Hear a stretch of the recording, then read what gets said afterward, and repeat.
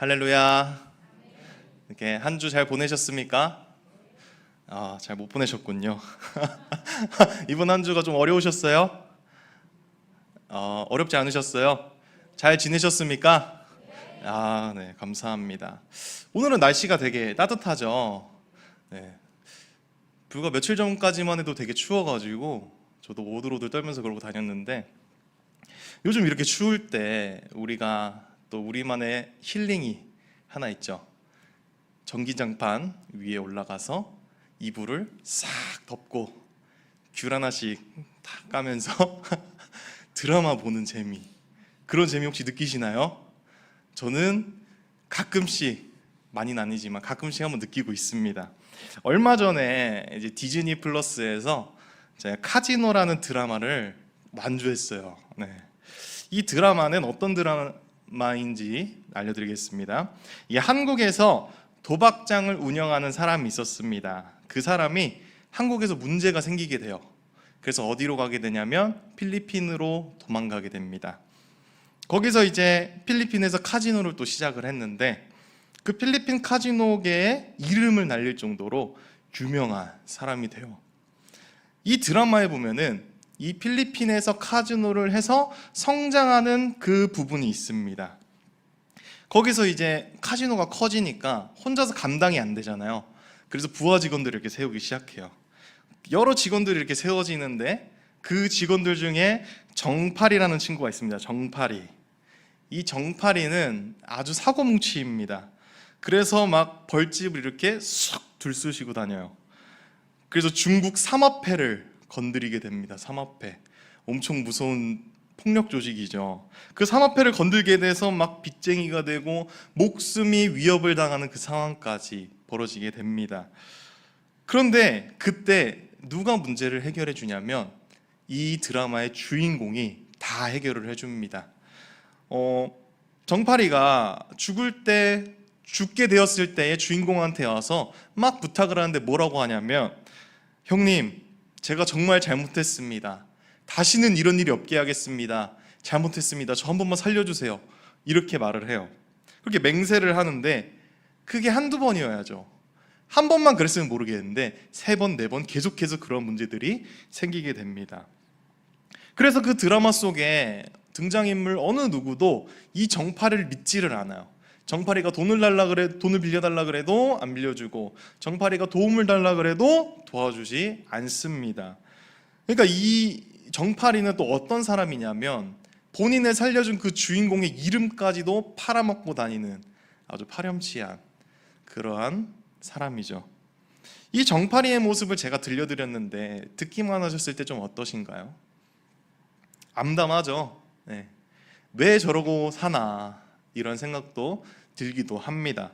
그런데 여러분, 오늘 이런 정파리의 모습이 우리의 모습일 수도 있습니다. 오늘 말씀을 통해서 우리가 한번 살펴보도록 하겠습니다. 오늘 말씀은 맹세에 대한 예수님의 가르침입니다. 예수님께서는 이렇게 말씀을 하시죠. 과거에 너희가 헛맹세를 하지 말고 맹세한 것을 하나님 앞에서 지키라 들었는데 내가 너희에게 강하게 명령한다. 맹세하지 마라. 하늘로도 땅으로도 예루살렘으로도 그리고 네 머리로도 하지 말라. 왜냐하면 그 모든 것이 하나님의 것이기 때문이다. 오직 너희는 옳다 옳다, 아니다 아니다만 해라. 이것에서 더해지면 그것은 악에서 난 것이라. 이렇게만 들었을 때 내용이 잘 이해가 되지 않죠. 그래서 하나하나 살펴보면서 오늘 말씀 속에서 예수님께서 어떻게 가르침을 주시는지 살펴보도록 하겠습니다. 먼저 오늘 말씀의 핵심적인 키워드가 무엇일까요? 무엇일까요? 맹으로 시작해서 새로 끝나는데, 네, 맹세죠. 오늘 키워드는 맹세입니다. 제가 네이버 국어사전에 이 맹세라는 단어를 한번 쳐봤습니다. 뭐라고 나오냐면 일정한 약속이나 목표를 꼭 실천하겠다고 다짐함, 이렇게 나와 있어요. 근데 이것만 보게 되면 이 맹세가 좀 어디 쪽에 쏠려 있죠? 내 쪽에 쏠려 있죠. 나만 잘하면 되는 거예요. 근데 이 원어적인 것으로 들어갔을 때 어떤 의미가 담겨 있는지 한번 살펴보도록 하겠습니다. 이 맹세라는 단어는 음니오라는 헬라어입니다. 음니오. 네. 음니오라는 이 단어는 어떤 뜻을 갖고 있냐면 첫 번째로는 맹세하다라는 뜻을 갖고 있고요. 두 번째는 서약하다라는 뜻을 갖고 있습니다. 서약이 뭐죠? 약속이죠, 약속. 그러니까 약속은 저 혼자만 하나요? 다른 사람과 같이 하는 것이 약속이죠. 서로 간에 합의가 돼야 되는 것이죠. 그러니까 이 맹세라는 것은 그냥 내가 약속이나 이 목표를 실천하겠다고 다짐하는 것만이 아니라 다른 사람과 서약하는 의미까지 포함하고 있다는 것입니다. 그러니까 내가 다짐했다고 끝나는 것이 아니라는 것이죠. 성경 속에서 이러한 맹세가 그러면 어떻게 사용되었는가 살펴보면 너무나도 많습니다. 특히 구약에는 엄청 많죠. 대표적으로 하나님과 모세의 언약이 맺어질 때 하나님께서도 맹세를 하시고요. 이스라엘 백성들이 여호와 하나님의 이름을 부르고 매 순간순간 또 맹세한 거. 그리고 예를 들면 이제 보아스나 룻이 결혼할 때, 요나단이 다윗을 살려줄 때 그때 약속했던 그 상황들을 보면은 많은 맹세들을 우리가 볼 수가 있습니다. 신약에서도 역시 바울의 맹세, 이러한 맹세들이 많이 나옵니다. 이러한 많은 부분에서 맹세가 나오고 그러한 상황들을 살펴봤을 때 맹세가 그렇게 나쁜 것은 아닙니다. 맹세라는 것이 하나님 앞에서 실천을 다짐하고 결단하면서 하나님과 약속을 하는 것인데 이것이 안 좋은 건가요? 들어봤을 땐 되게 좋은 거죠. 근데 오늘 말씀에서 예수님께서는 맹세를 하지 말라라고 그냥 명령하신 것도 아니고 아주 강하게 명령을 하고 계십니다. 왜 예수님께서는 맹세하지 말라고 명령을 하셨을까요? 계속해서 우리가 알아보고 있지만 그 당시의 바리새인들, 서기관들은 율법에 대한 태도가 어디에 구애되어 있었냐면 형식에 구애되어 있었습니다. 예를 들어서 지난번에 우리가 봤던 간음, 그들이 이제 육체적인 간음을 범하지 않은 한 그들은 모두 옳다고 생각을 했습니다. 그리고 이것은 어디에도 적용되냐면 이혼에까지 적용이 되기 시작합니다. 아주 교묘하게 이 율법이라는 틀 안에서 그 안에서 편법을 부리고 있었던 것입니다. 실질적으로 율법을 어긴 것은 아니니까 그들은 나는 괜찮아, 나는 의로워, 나는 올바른 사람이야, 이렇게 말을 하고 있었던 것이죠. 그러니까 이 맹세에 대해서도 편법을 사용해서 맹세를 남용하기 시작한 겁니다.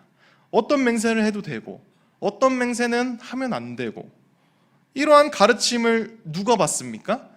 백성들도 그대로 받죠.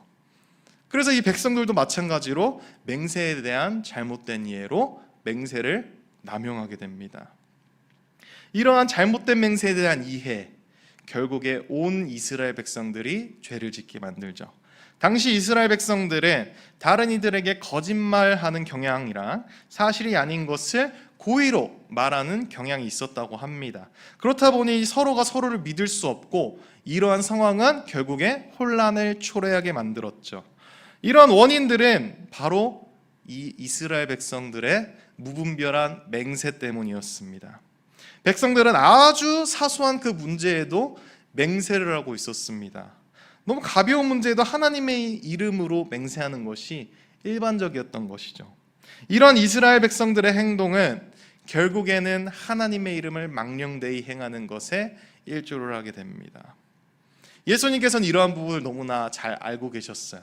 그래서 이 부분을 문제 삼으시고 맹세하지 말라 이렇게 명령을 하신 겁니다. 이렇게 들었을 때 예수님의 그 명령이 어떻게 느껴지시나요? 절대로 맹세하지 마! 너 맹세하면 큰일 나!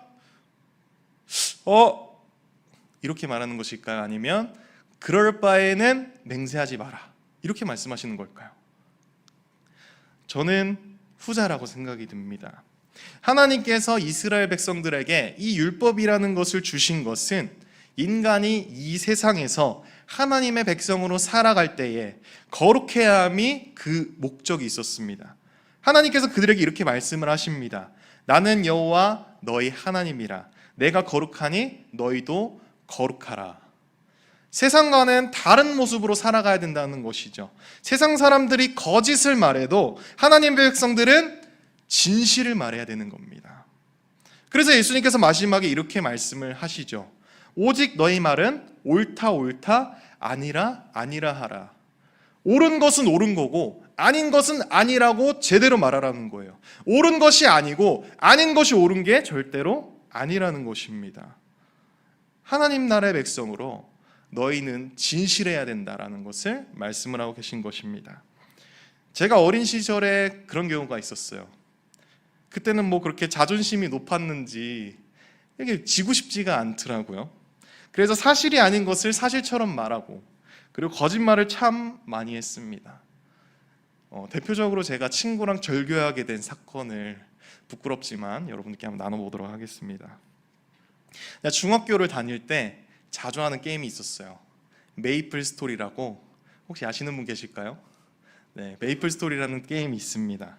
그래서 이 게임을 한창 즐겨하고 있는데 이 게임엔 뭐가 있냐면 캐시 상점이라는 게 있습니다. 캐시 상점. 이게 뭐냐면 게임에서 벌 수 있는 그 돈이 아니라 우리의 현금을 충전을 해서 그 게임 안에서 사용할 수 있게 만드는 그런 상점이에요. 그러니까 요즘 전문 용어로 뭐라고 하냐면 현질이라고 합니다. 현질. 저도 이제 열심히 용돈을 모았어요. 그리고 현질도 막 하고 했습니다. 그 이유가 뭐냐면 친구들에게 자랑하고 싶은 거예요. 친구들은 다 있는데 제 장비만 초라한 거예요. 그럴 순 없잖아요. 그래서 제 장비를 좀 더 화려하게, 좀 더 반짝반짝하게 하는 거예요. 그 안에 있는 게임 그 돈으로 사는 것은 뭔가 꼬질꼬질해요. 그냥 어떻게 이렇게 만들면은 꼬질꼬질할까? 그런데 캐시로 아이템을 사면 너무 번쩍번쩍하고 그냥 제가 봐도 흐뭇하게 이렇게 막 웃음이 나오는 거예요. 마음의 힐링이 됩니다. 그래서 저는 열심히 막 현질을 하고 막 그랬어요. 근데 저랑 아주 친하게 지내던 친구가 한 명 있었습니다. 그 친구는 이제 저랑 집 방향이 비슷해요. 그래서 다닐 때 등하교를 같이 했었습니다. 그리고 둘 다 또 같은 게임을 하고 있었죠. 얼마나 즐겁습니까? 나가고 이제 하교하고 등교할 때 온통 이 메이플 스토리 얘기만 계속 하고 다녔습니다. 그러다가 이제 캐시 아이템에 대한 이야기가 나와요. 자세히는 기억은 안 나는데 제가 그 친구에게 이 캐시 아이템을 선물하겠다 이러한 약속을 했었나 봐요. 그래가지고 그 친구는 뭐라고 말하냐면 이제 거짓말하지 마. 네가 무슨 돈이 있어. 이런 식으로 저를 이렇게 밀어내는 거예요. 근데 또 자존심 셌던 중학생. 여기서 물러설 수 없죠. 내가 무슨 일이 있어도 너한테 캐시 아이템을 선물해 주겠다. 맹세까지 해버리는 거예요. 내가 진짜 내 손에 장을 지지더라도 너한테 캐시 선물 해주겠다. 근데 제가 무슨 돈이 있어서 캐시 아이템을 선물을 해줍니까? 그 중학생이. 그래도 그때 당시에 용돈도 많이 받지도 않았는데 그 용돈 조그만 거 받으면 제가 맛있는 거 사 먹어야지 뭘 친구한테 이 용돈을 다 해가지고 캐시 아이템을 사주냐고요. 그래서 어떻게 됐을까요? 결국 사주지 못했어요. 그러니까 이제 그 친구는 너 약속했잖아. 나한테 맹세까지 했잖아. 손에 장 지져 하면서 막 이렇게 계속 저한테 독촉을 해오는데 저는 내가 왜 너한테 아이템을 사줘야 되냐. 내가 사주는 건데 왜 네가 더 극성으로 이렇게 나라냐 하면서 막 서로 싸워요. 그리고 나서 이 친구가 상처를 받고 야 우리 절교하자 하면서 그 친구와는 절교하게 되었습니다. 지금은 어떻게 사는지도 잘 몰라요. 그땐 정말 친했는데요. 그러니까 저는 이제 그런 상황에서 너무 충격을 받은 거죠. 그러다 보니까 지금도 생각이 납니다. 그리고 이러한 생각을 또 해봐요. 그때 만약 내가 진실했더라면 우리 사이가 좀 더 나아졌을까? 그 친구와 아직 친하게 지내고 있을까? 여러분, 우리 삶에서 우리가 진실하지 못할 때 그 결과는 보통 부정적으로 다가옵니다. 저의 경우는 대부분 분열이었어요. 오늘 이렇게 하나만 말씀드렸지만 제 삶에서 얼마나 많은 그런 상황이 있었겠어요. 여러분들도 있으시잖아요. 그런 상황의 결과는 항상 저는 분열이었습니다. 물론 그때 예수님을 믿지 않았던 그 시절이라고 생각하면 어느 정도 이해는 되지만 예수님을 믿고 구원함을 얻어 이 자리에 계신 저와 여러분들은 어떻게 해야 되냐 이것이죠. 솔직히 제가 저 친구와 싸웠을 때 그 친구는 제가 목사님의 아들이라는 것을 너무 잘 알고 있었어요. 그리고 제가 정말 착한 애라고 말하고 다니던 그런 친구였습니다. 그런데 그 친구가 저에게 배신을 당한 거예요. 그러면 그 친구의 그 마음에는 제가 어떻게 받아들여질까요? 하나님에 대해서, 교회에 대해서 어떻게 생각을 할까요? 적어도 이 세상과 별다를 바 없다고 생각을 하겠죠. 여러분, 우리는 그리스도인입니다. 그럼 우리는 어떻게 살아가야 됩니까? 이 세상과 타협하면서 살다가 뭐 그럴 수도 있지. 뭐 그렇게 다른 사람도 다 하는데 우리라고 하지 못할까? 이런 생각을 가지고 살아야 될까요? 다시 한번 말씀드리지만 우리는 그리스도인입니다. 또한 우리는 하나님 나라의 백성으로서 거룩한 삶을 살아야 할 의무가 있습니다. 왜냐하면 우리는 세상 사람들과 다른 가치관으로 살아가고 있기 때문이에요. 적어도 세상에서 우리를 바라볼 때 그 사람들과는 다른 모습이 있어야 되잖아요. 근데 또 여기서 끝나는 게 아니에요. 우리가 더 나아가서 우리 내면을 한번 살펴보자고요. 하나님과의 관계에서 우리는 어떻게 해야 될까요? 우리 주변 사람들과 거짓된 맹세, 그런 약속하는 것보다 우리는 하나님에게 더 많은 거짓된 맹세를 하고 있지 않나요? 찬양할 때도, 기도할 때도 우리 이런 고백 많이 하잖아요. 저 하나님 정말 사랑합니다. 저 하나님 아니면 살 수 없습니다. 저 하나님 그 말씀에 온전히 순종하고 싶습니다. 우리는 항상 이러한 고백을 하는데 우리 정말 그렇게 살아가고 있나요? 하나님은 진정으로 살아계신데 우리는 그 살아계신 하나님을 믿고 그 하나님께 진실된 맹세를 하고 있나요? 저도 그렇게 살고 있지 않았더라고요. 맹세는 진짜 그럴듯하게 해요. 기도하면서, 찬양하면서 하나님께 정말 온갖 미사오군 다 쓰면서 맹세를 합니다.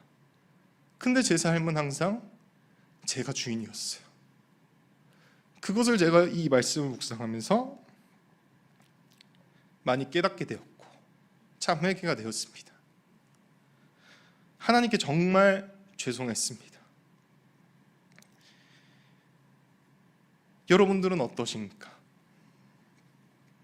우리가 속해 있는 그곳, 가정과 직장, 교회, 학교, 각자에게 주어진 그 환경에서 어떻게 살아가고 계십니까?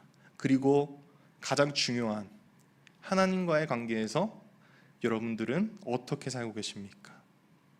진실된 맹세와 진실된 삶을 살아가고 계십니까? 오늘 말씀에서는 예수님께서 그리스도인들의 진실함에 대해서 말씀을 해주셨는데, 그러면 우리는 하나님 앞에서, 우리 이웃들 앞에서 어떻게 살아가야 될까요? 우리 함께 찬양하도록 하겠습니다.